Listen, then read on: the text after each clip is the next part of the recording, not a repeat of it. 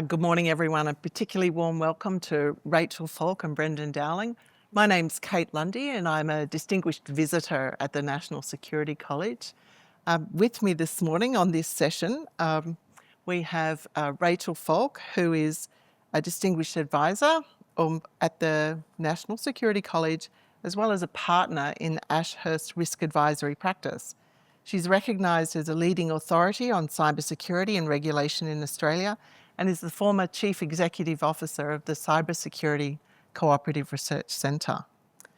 Rachael led the independent review of the Australian Government's response to two major cyber incidents, contributed to reforms including the Cybersecurity Act and the Security of Critical Infrastructure Act, and serves on the RAND Australia Advisory Board.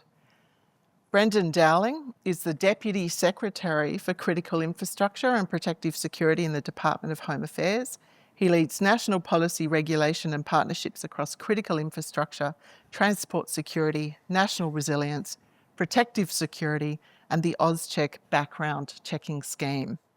Brendan previously served as Australia's Ambassador on Cyber Affairs and Critical Technology and has held senior cyber technology and national security and international engagement roles across the Home Affairs portfolio, the Department of Foreign Affairs and Trade, and multiple overseas postings. So today's session brings together Commonwealth and industry perspectives on the evolving landscape of critical technologies, cyber resilience, and the responsible development and use of artificial intelligence. And so we're going to get started, and having spoken to Rachael and Brendan, we're going to kick right into questions and we'll get going. So Brendan, perhaps I could start with you. From your perspective, what is the most significant cyber or technology risk that's been identified in the report that governments and organisations ought to be focusing on right now? When I look at risk, I think what worries me is the interdependency that we've built into the technology landscape. So we have interdependency within entities, organisations, critical infrastructure, where your information technology and your operational technology are deeply intertwined, which means they are deeply vulnerable, and you can't just interfere with the IT environment, you can interfere with the stuff that makes things work. So that level of interdependency concerns me. I think more broadly at the macro level, we have this incredible systemic interdependency across the country. We've laid tech upon tech upon tech in all of our most crucial systems. They often create room for vulnerabilities that threat actors can exploit. And underlying it all is this incredible concentration risk. So we have a small and shrinking number of tech vendors for the most important technology that we use. I think the clearest example of that is in data centres and cloud computing. The vast majority of Australian government systems and critical infrastructure systems sit on a small number of cloud providers, the global hyperscalers, particularly Microsoft, AWS, and Google. They're also the companies that are building the subsea cables that connect us to the world. So we have built in systemic fragility because we are reliant on such a small number of technologies and vendors that underpin our entire system and way of operating.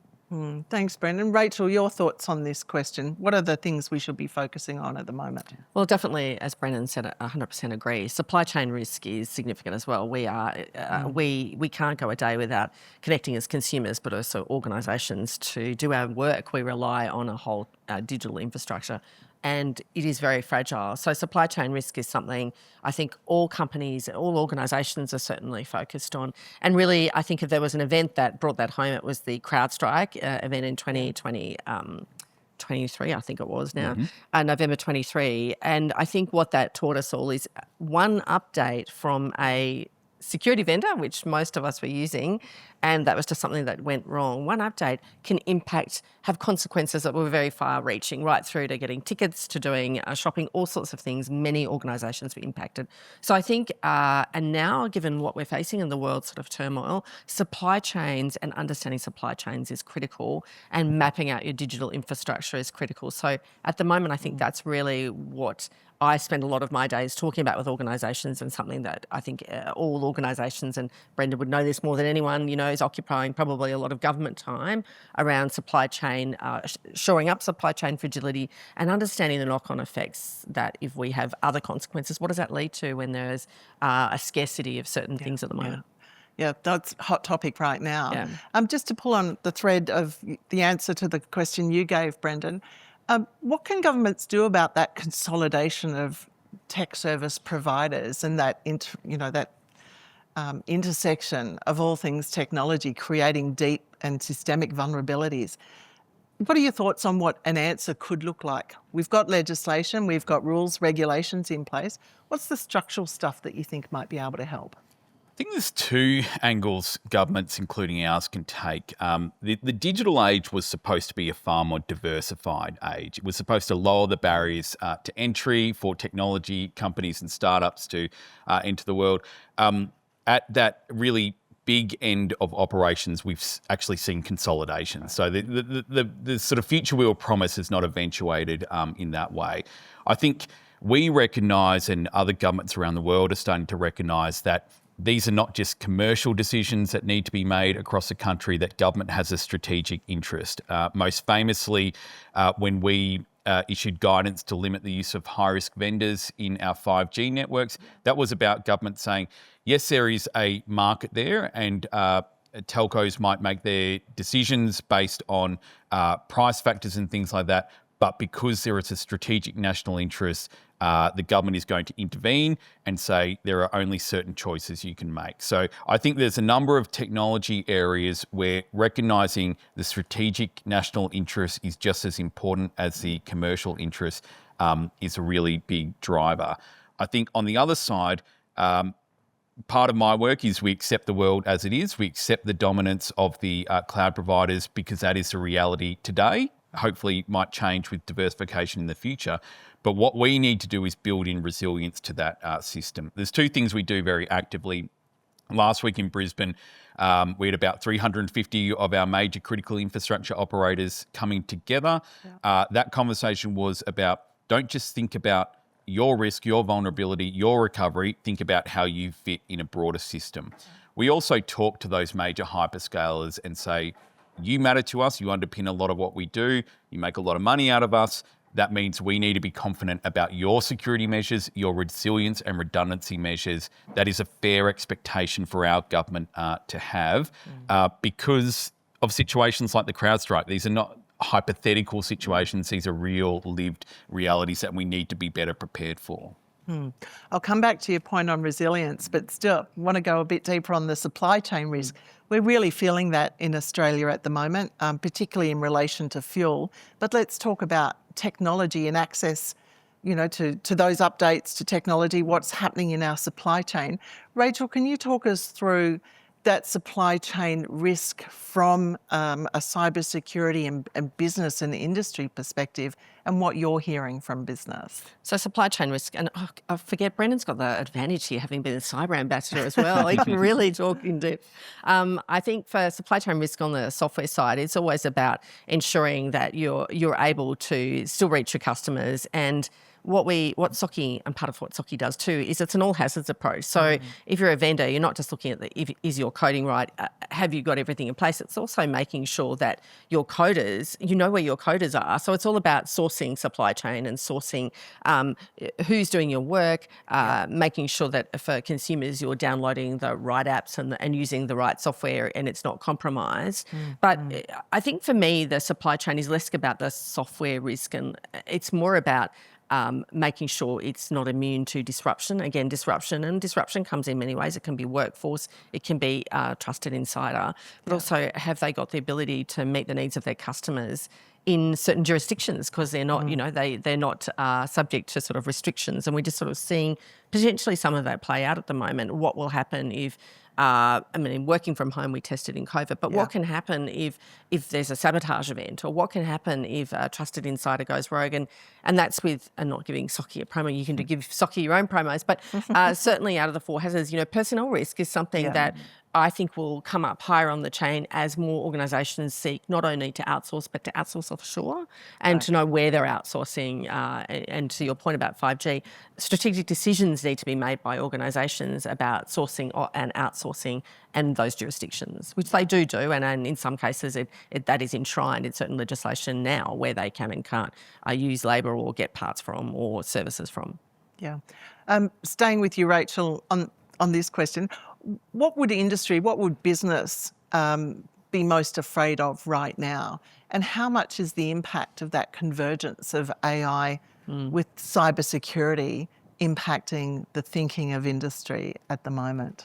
So industry will always want policy and legislative certainty, and they want as less, I don't say this facetiously, they want as less regulation. They don't want unnecessary regulation. So at this time, particularly where there's a little bit of uncertainty, they will be looking to government for guidance, and I'm sure that government is doing it well around policy certainty, legislative certainty, and national emergency measures sort of certainty. What are you going to do for us if there are, so the NCM sort of measures around what is government going to do to help us? I think industry accepts they take care of themselves, but at this time, there's always a role to government to play in times of uncertainty, and they will look for that, but they will also be looking for workarounds, and most significant industry players also, they have crisis management response. They activate certain measures they know, and they're very good too at having workarounds. Particularly our critical suppliers would be very good at working out those workarounds right now. Yeah. Back to you, Brendan. This national resilience, it's really what this conference is all about, and looking at that through a technological lens and the trends that are taking place. From a national resilience point of view, what are your thoughts on the things we should be able to do here, or have a heightened sensitivity around the need for what we call a sovereign capability or a sovereign purpose or function in Australia, and how important is that going forward, given we're in a very geopolitically unstable region? Yeah, I think we're living through a very challenging period for globalisation. When you look at the disruption, the conflict that's happening, the decline in the rules-based order, I think we're all recognising that there is the risk of disruption to supply chains. There is a risk of reliance on certain vendors. Just to go back to the 5G example, if you went back to the 4G, 3G era, there was dozens of different companies producing the tech we needed to run our telcos. Now there's 5, 4.5. So that means we face much more difficult choices to say we might want diversity, we might want supply chain resilience, but actually our options are more limited than they used to be. You apply that to the Australian context, we know we have some really innovative technology researchers, but people struggle to commercialise at scale in Australia. I think there's room for programs that successive governments have talked about. How do we build up a technology sector in Australia that provides us with some confidence about supply development here that doesn't rely moving to Silicon Valley to get the access to capital? It's an ongoing challenge for a country of our size, but I think now's the time where we're asking harder questions about, it's not all about sovereignty and localisation, but having some more confidence in suppliers and our supply chains, I think becomes a national conversation. Yeah. Rachael and I are both nodding. Look, it's a really terrific point, and I know you've done a lot of work with critical technologies. Where does that big initiative sit within the comments you just made and that push for more confidence in our ability to have what we need in a crisis? Yeah, I think what we haven't done very well in the past that we're doing much better now is tying that strategic interest to what we can do to support industry development. So you have a department like the Department of Industry that provides a lot of active support for technology players or other parts of capability in Australia. I think if you go back a decade, there wasn't a strong connection between a department like ours or the national security community and a department like the industry department. I think we're a lot better now at linking those two things and saying we shouldn't have any sense of shame about how the Australian government supports the capabilities that we need to build here. And we've seen programs kind of expand on that front. It's still a work in progress. I think there's, you talk to industry players, there's much more that can be done, but there's a recognition that it's not just about sort of let the market decide, let commercial interests live or die. Actually, we need to recognise and be upfront about what our strategic interests are and how we support industry capability to support those. Yeah, I get a lot of feedback from industry that other places seem to do that better than Australia. Yeah. Rachael, from your perspective, what are the elements to building up that national resilience around cyber in particular, but also around the emerging capabilities of AI and the impact that is having on not only the way business runs itself, but governments, the community, and what's the level of confidence around that AI content that we're all consuming now, whether we know it or not? Yeah, that's a good question. Look, it is, I won't underestimate, you know, it's a big challenge. AI and evolution and development and deployment is moving at I think, a pace, scale and reach we could not have imagined even sort of 2 years ago. I think a few things. Government at the moment, I know, is focused on it, but having policies, and not just policy settings, but regulations and laws in place. I know there's been a lot of work done to say existing laws should be fit for purpose, but what we do know is even when they're fit for purpose, there will still be matters litigated. They'll go to court, they'll take 2 or 3 or 4 or 5 years.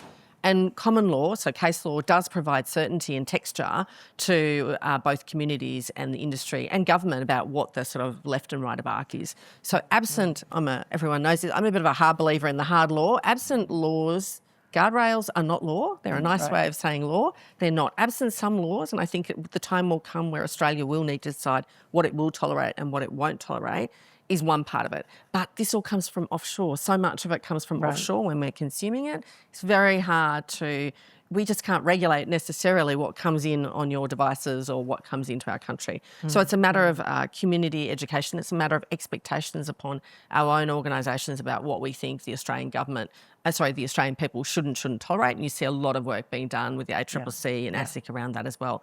But I think we have to recognise that, yes, AI is both amongst us and is great, can be used for great sort of advantage and brings enormous efficiencies. But also, when it comes to cybercrime, will do things and can do things that you can't even. It sounds like a science fiction movie already. It has the capability to spin up websites, very real-looking people, and do all sorts of things from a cyber perspective that can be truly quite dangerous. So it's also education, both. And I say this with all this government, industry, and the Australian public around how we manage that risk and how we educate ourselves, just like in the NSC's report around misinformation being one of the fears of the Australian public, rightly so, misinformation, disinformation, but it will be about that critical thinking around, is this real, is this not real? And there will be an element, I think, where everyone will look to government to help, how do we work this out? So everyone has a role to play, government, but both industry as well, in sensible AI adoption and use and what they will and won't do, and the role of sort of the policy, reg and legal settings, which you might have a view on. But I think there's a role, but it is moving at pace. And we see that even with the very, ads on Facebook, well-known Australians, in inverted commas, allegedly spruiking all sorts of things, and they're not. And the remedies are slow and hard. So, and that's just a very small element of what's going on. Yeah. Did you want to jump in? Yeah, look, I think we all know how AI is being used already by malicious threat actors. I think AI has changed spear phishing, right? Yeah. Spear phishing can be so targeted, so sophisticated, it becomes so much harder to distinguish it. I often say that our cybersecurity cannot be reliant on just educating the end user, particularly in a world of AI-enabled spear phishing, because our mums are not going to be able to distinguish the message or the text once it gets so good. A couple of things people have shared with me in recent days. Some financial institutions shared with me their worry is that as AI is being deployed rapidly into a lot of systems, a lot of critical infrastructure, the ability to actually do your due diligence on what data the AI tool accesses, what parts of your network it's getting into, is really difficult, and people are shortcutting it. AI companies are not always upfront about how they're using your data. Again, if you shortcut that due diligence process, you run the risk of introducing vulnerabilities, of handing over personal sensitive data to people who maybe shouldn't be trusted with it. Another interesting example someone shared with me yesterday was AI actually being used to fake an attack, as in never actually conduct the ransomware attack, never conduct the data exfiltration, but use AI tools to convince you that I've got your data. And so for the threat actors, they're innovating like everyone else, right? Yeah. They're playing around with the different tools, figuring out what's the most useful, effective way they can use these tools for their ends. I think they will often be a step ahead of us in speed of innovation in the use of tools. So it really drives, yes, adopt, yes, take advantage of AI tools, but let's not do this carelessly. Look, thanks for that. And that really takes us to some of the stronger themes that have come through the National Security College's research and their study. And that's how people are feeling about AI, what's happening with the phone in their pocket, and the issue about getting information into the public domain. So there's quite a few themes there. But perhaps I could ask you, you've both got a fantastic record of being advocates and spokespeople for all of these issues. Can I ask both of you, what more do you think needs to be done to get quality information into the hands of citizens to help them make informed decisions about what's happening on their phone, what's happening on their laptop, what's happening with their kids at school? And these are all things that have come up through discussion through the course of this conference. I think, look, I know the reports have mentioned the Director General of Security, Mike Burgess, does annual threat assessments, and that's been welcome, and AFP and I think ASIO, high level of trust in what agencies say. I think given the rapid pace of particularly, as you're saying, AI-enabled crime and adoption, we do need our agency heads and public officials to talk openly and more often in accessible So it could be like an annual threat report Yeah, around what's exactly. happening with AI and how you can Yeah. be misinformed. Yeah, but even not twice a year is probably even Yeah, better. It moves so rapidly. Yep. And I think in Canberra, we think everyone is worried about the same issues that across the country. These reports were instrumental, I think, in saying that, outside Canberra, the ordinary sort of normal Australians have a different view on AI or national security. So it's important to take those dialogues outside Canberra and across the country. But it's you're right through. It's uplifting the level of awareness and the level of understanding about what AI is capable of and what cyber-enabled crime can look like, but a cyber-enabled anything can look like. It really is elevating the conversation, because I think the reports really neatly draw out. There is the intertwined in all of that is disinformation, misinformation, gives rise to social cohesion issues, as long as and a whole bunch of vectors as well. So everything connected can be done for good and evil, I think, is and sort of, I think, distilling that out and early warning signs without, I suppose, you don't want to worry people. So over communication can cause concern. It's kind of like the be alert but not alarmed, that sort of message. But how we get that across multiple levels of the community is obviously a challenge for government. But I think we all play a part in that, even if we're not part of government, to where we can, even to small things like help our mums when they get those hey mum texts, or help anyone, and we've all got them. But every layer is touched by cybercrime or scams or or disinformation, and how we can work to sort of help with social cohesion. Thanks, Rachel. Brendan? Yeah, look, I think the point around our mums is one well made. I'm not worried about the kids. When I talk to my kids, the cyber literacy education they're getting in schools in Australia, I think is really powerful. I think that's cutting through. I think it's actually older generations who didn't get that type of literacy and education that are potentially much more vulnerable. I think when we see stories in the media about people telling their personal story about a scam, that's really powerful. That cuts through. It's real people. It's really happened. It makes people think twice. I do think one of the big risks we run is the pervasiveness of the idea that you can't trust anything online. And if that is the idea that gets credence throughout the country, then the bad guys have won, because that's their game, right? It's not.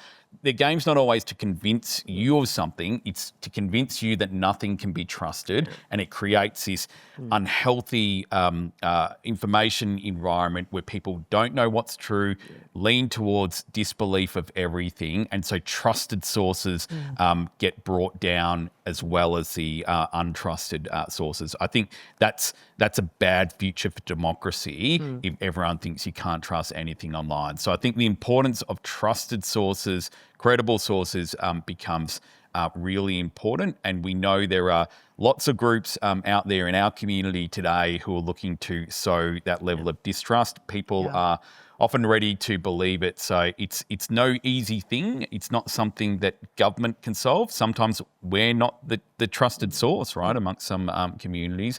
But finding media, community leaders getting out there, spreading that literacy, I think is crucial. I think that's a really powerful point to sort of start wrapping up our discussion this morning. But Rachael, can I ask you about this issue of trust and how hard it is now for citizens to discern what is real information, important information, and what's misinformation or disinformation? What are your thoughts on how to cut through a community education campaign to be able to allow people to be more discerning and more confident in working out what's real and what's not in this, I think, what people call the post-truth era? Look, Brendan's absolutely right. The erosion of trust is a significant issue.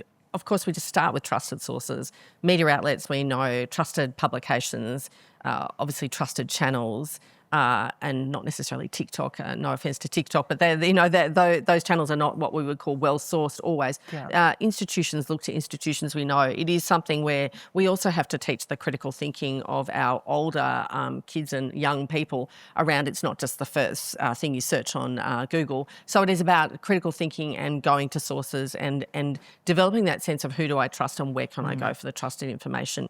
Brendan's right. In some circles, believe it or not, government, we don't send out vans of government people because they're probably not always the most trusted, but they can be trusted. Government is a source of information. So it is about learning the media outlets you want to go to around the trusted journalistic sources, trusted higher education sources, and think tanks that are known to do well-researched pieces and not just definitely not social media posts or getting stuck in the maelstrom of socials being your only principal source of news today. Yeah. Look, on that note, I think we'll wrap up today's dialogue. Thank you very much for being part of this conversation around countering the threats in the digital age. Both of you have made an enormous contribution through your professional lives to this national discussion. And I thank you very much for your time today. Thank you. Thanks, Kate. Thanks, Kate.